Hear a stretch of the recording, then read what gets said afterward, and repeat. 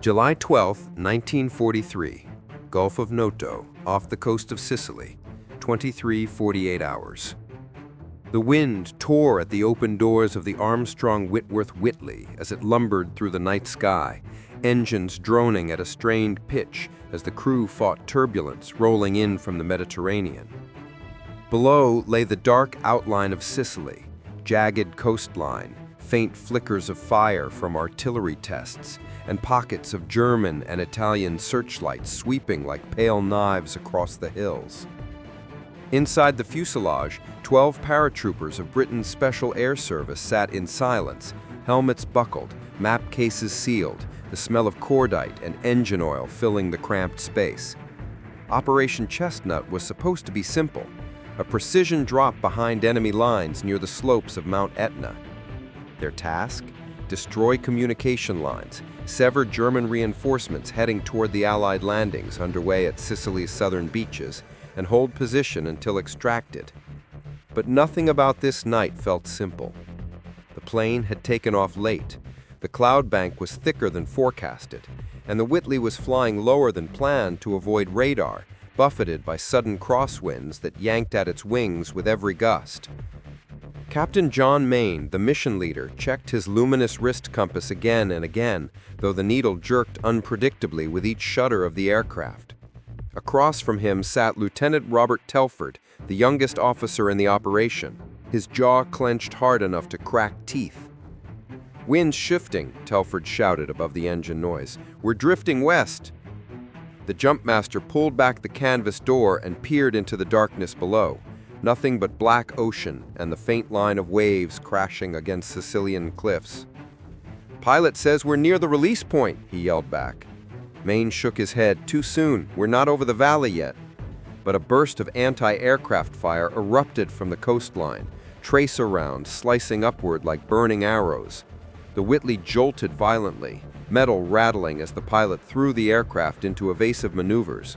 The red jump light flickered once from a loose connection, then glowed solid. "Green light's busted. Go on red," the jumpmaster shouted. The crew had no choice. The plane was taking hits, the altimeter dropping. Staying aboard meant being shot down over water. The first man leapt, vanishing instantly into the night. Then two more, then Telford, then the rest. Main grabbed the doorframe, steadied himself, and jumped into nothingness as the Whitley banked hard and roared away into the dark. The fall was immediate and brutal. The wind ripped at his uniform, the air roaring in his ears until he pulled the chute cord and felt a savage jerk against his shoulders. The canopy opened above him, thank God, and he drifted into the murky Sicilian night, swaying dangerously close to a ridgeline. Below, scattered parachutes dotted the sky. Too scattered. Far too scattered. The wind had torn the formation apart.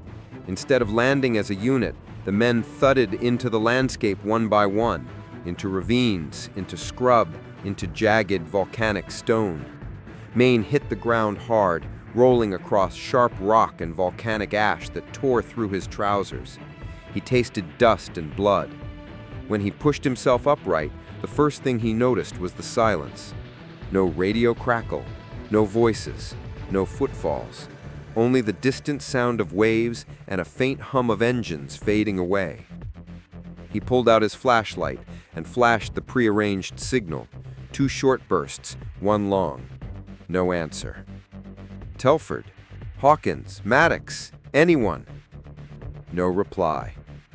The Whitley had dropped them miles off target, too far inland to be useful, too far from each other to regroup easily, and far too close to enemy patrol routes threading between the mountain villages.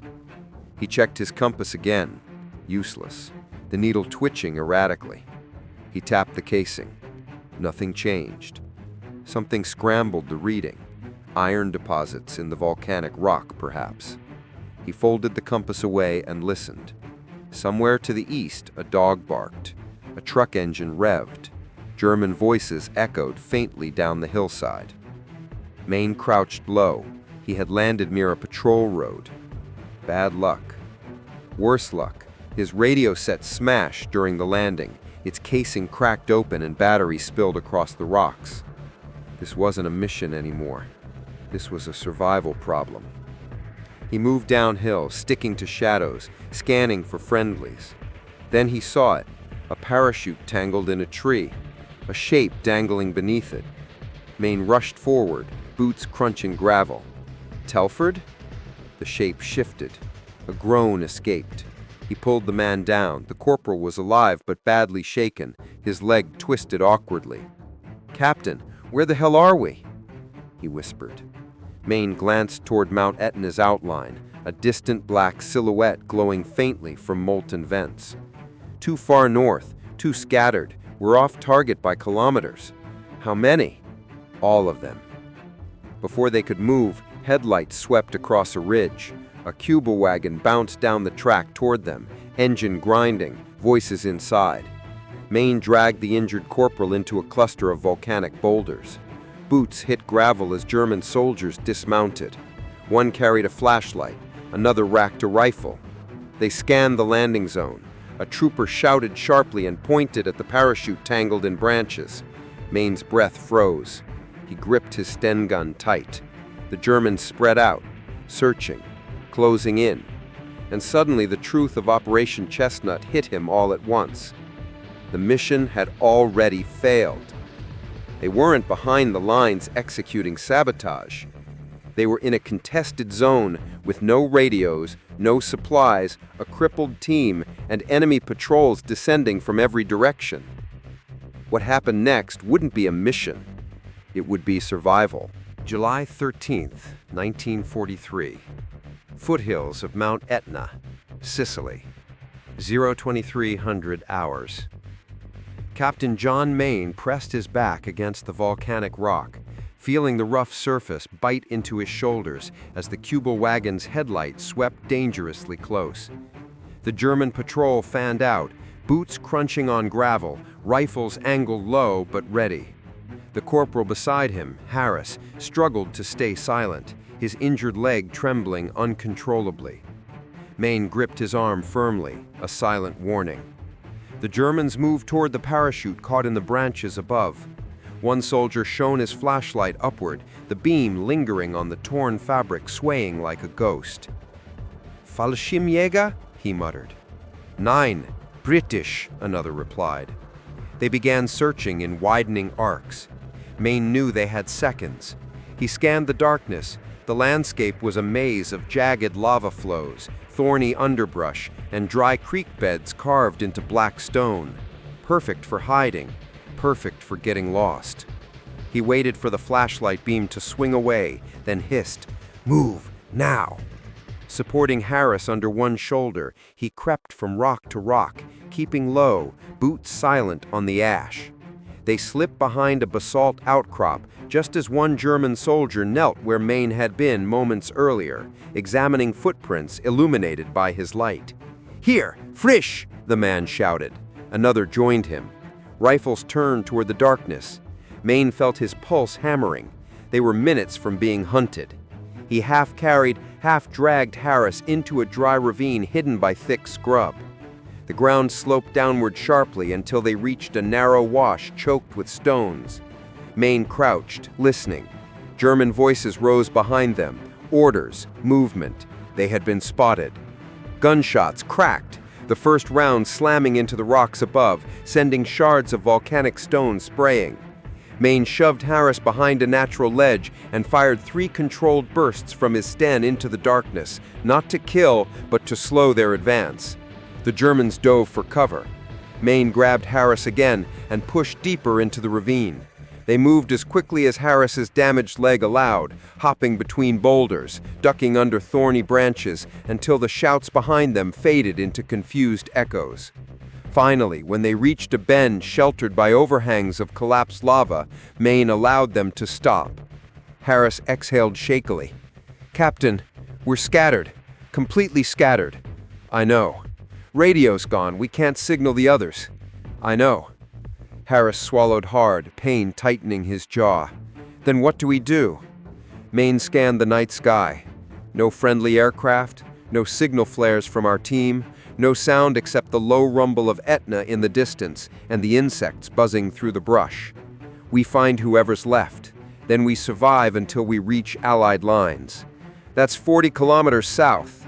Then we'd better start walking."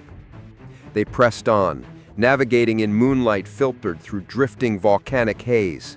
The landscape grew more treacherous, deep cracks in the hardened lava, slopes covered in loose ash that slid under their boots, twisted shrubs clinging to the black earth. At one point, Mayne spotted something white half buried under ash, a parachute canopy. He hurried to it. A man lay beneath it, tangled in his rigging. Mayne knelt and turned him over. Private Maddox, barely 20. His parachute cords had wrapped around his throat on landing. His face was pale, eyes still open to the night. Harris looked away. Mayne closed the young soldier's eyes and took his map case and water flask. There wasn't time for anything more. They moved on. At 0150 hours, a whisper floated through the darkness. Soft, desperate. "Mayne? Captain Mayne?" The voice was familiar. Telford. Mayne hurried toward the sound, signaling Harris to stay low. He found the lieutenant crouched beside a cleft in the rocks, his uniform torn, his face streaked with grime. "Captain, thank God. I thought I was shouting into empty hills." Behind him were two more survivors, Sergeant Collins with a dislocated shoulder, and Trooper Bainbridge with a head wound bleeding down to his collar. Mayne quickly pulled them into the shelter of the crevice. "Anyone else?" "We saw two chutes drifting east and gunfire near the ridge. The Germans are combing the whole valley." Collins grimaced. "They know we're here." Mayne nodded grimly. "They do, and we're not equipped for a firefight. The target's nosed, the mission is over." Bainbridge looked up sharply. "Then what are we doing?" Mayne looked each man in the eyes. "We get off this mountain alive." He unfolded the map Maddox had carried. With the compass useless in the volcanic field, he oriented it by the coastline visible faintly beyond the ridges. "The safest route south is through the lower foothills. Villages here," he pointed, "are occupied by Italian troops. Germans are along the main supply roads here and here." Harris shifted painfully. "And we're heading into all of it with no comms, no explosives, limited ammo." "Exactly. Which means we move only at night. We avoid farms, roads, and anything that looks like a church bell tower. Germans love observation posts." A distant engine growled. The whine of approaching motorcycles echoed from the northern slope. Mayne instantly motioned for silence. Two Wehrmacht BMW sidecar units crested the ridge, searchlights sweeping the terrain. Voices shouted, torches flared, the ravine lit up with moving shadows. Telford leaned close to Mayne. "They're tracking us. They're tracking anyone. They don't know how many dropped." "Doesn't matter," Collins muttered. "They'll find us soon enough." The searchlight swung dangerously close. Mayne's heartbeat thudded in his ears. "Not tonight. We move now." Supporting the injured and staying low, they slipped deeper into the labyrinth of volcanic rock, shadows swallowing them as the German patrols reached the place they had occupied minutes earlier. As they climbed over a ridge, Mayne glanced back. The searchlights illuminated Maddox's parachute in the distance and German soldiers gathering beneath it. One officer shouted something and pointed toward the trail of footprints leading down the ravine, straight toward where Mayne's scattered team was now crawling through the night. The mission wasn't just failed anymore, it was turning into a chase, and the Germans were closing the distance. July 13th, 1943. Lower foothills of Mount Etna, Sicily, 0327 hours. The night air grew colder as the small group of exhausted SAS paratroopers crept through the maze of volcanic stone, moving single file under the faint glow of a half-moon. Behind them, the enemy patrols spread through the upper slopes like a tightening net, flashlights stabbing through the darkness, distant shouts echoing off the rough basalt walls, and the unmistakable grind of motorcycle engines hunting along the ridgelines. Captain John Mayne kept the group moving, slowly, quietly, counting each man in the darkness, listening to their breathing. Harris limped heavily on his ruined leg. Collins clutched his dislocated shoulder. Telford stayed near the front to keep watch, and Bainbridge staggered but pushed on despite the dried blood matting his hair. Their team, shattered by the misdrop, moved like ghosts through the black rock fields. The map showed that the lower foothills would eventually flatten toward farmland and then toward the U.S. 1st Division's advance. If they could reach the wheat valleys by dawn, they had a chance. But if they were caught in the ravines before that, there would be no chance at all. At 03:32, the first real sign of danger appeared. Footsteps above them, fast and purposeful. Maine ducked behind a lava outcrop and held up a closed fist. The team froze instantly. Two German soldiers moved along the ridge overhead, their silhouettes sharp against the moonlit sky, voices low and tense. One pointed down toward the valley, where broken patches of brush revealed clear signs of movement. Bare footprints, dragged heels where Harris had stumbled, a smear of blood where Collins had fallen earlier and been lifted. The Germans hurried east, calling for their patrol leader. "They're circling," Telford whispered. "We need a new route." "No routes," Maine said quietly. "We go straight down the face, hard, fast, and quiet." "The face?" Harris hissed. "Sir, that's a drop." "A drop," Maine said, "is better than a bullet." They moved to the cliff edge, a slope of volcanic shale that plummeted nearly 40 meters. Steep, dangerous, barely navigable. But at the bottom lay the shadow of dense fig orchards untouched by searchlights. Cover. Hope. "Slide on your backs," Maine ordered. "Feet first, boots angled. Don't fight gravity. Guide it." Collins stared at him. "We'll break our necks." "Better a sprain than capture." One by one they slid. Gravel hissed under them, small stones skittering into the abyss. Dust filled their noses and mouths. Bainbridge lost control halfway and spun sideways, but Maine lunged and caught him, dragging him into a shallow runoff channel that led down the final stretch. They collapsed at the bottom, breathless, bruised, scraped from shoulder to heel, but alive. Above them, German lights converged at the top of the slope. "Move," Maine whispered, pushing them toward the orchard. They slipped between thick trunks and broad leaves, the smell of figs strong in the air. The darkness here was deeper, safer. They pushed forward until they reached a stone wall marking the edge of a small farm. Chickens clucked nervously in their coops. A lantern flickered behind thick shutters. "We avoid it," Maine whispered. "Farmers talk, soldiers listen." They circled wide until a low groan escaped Harris. "Captain, stop!" Maine turned. Harris had fallen to one knee, sweat pouring down his face. The leg was bad, worse than before, and every step was making it worse. "I can't." "Yes, you can," Maine said firmly, pulling him up. "When we get to the valley, the Yanks will be there." "You think they're close?" Telford asked. "I hope they're close," Maine replied. But hope was fragile now, and time was shorter than any of them realized. At 04:15, as they approached the final ridge before the farmland opened up, a sudden voice froze them in place. "Halt!" A German sentry stepped out from behind a boulder, rifle raised. Another emerged behind him. They had been waiting for them. Ambush. A trap. "Waffen runter!" the lead soldier barked. "Hands up!" Maine slowly raised his hands, Sten still hanging from his shoulder. His eyes scanned the terrain. Telford tensed. Collins trembled. Bainbridge reached instinctively for his revolver. Maine shot him a warning look. Not yet. There were two Germans visible, but how many unseen? The lead soldier stepped closer. "Ihr seid Briten. Saboteure." He lifted his rifle muzzle. "You are finished." And then the earth saved them. A distant thunder rolled, not from the sky, but from the south. Artillery, American artillery. Shells screamed overhead, distant but unmistakable. The Germans hesitated, looking south. The moment cracked like glass. "Now!" Maine shouted. He lunged sideways, slamming into the nearest soldier. The rifle fired into the air. Telford tackled the second man, knocking his weapon loose.